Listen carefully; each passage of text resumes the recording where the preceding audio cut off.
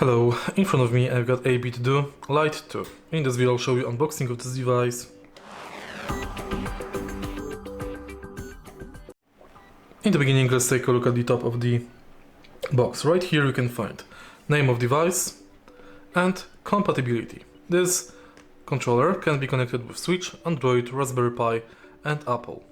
It can be connected via Bluetooth or cable. Take a look at the back of the box, and here again we can find compatibility, model number, connectivity. Let's unbox this controller. First we have to remove this plastic strip.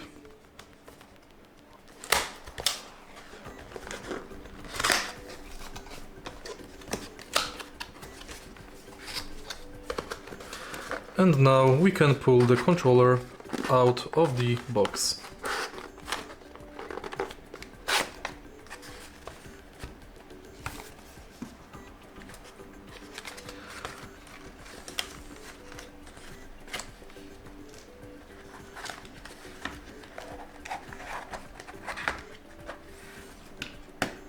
First you can see controller.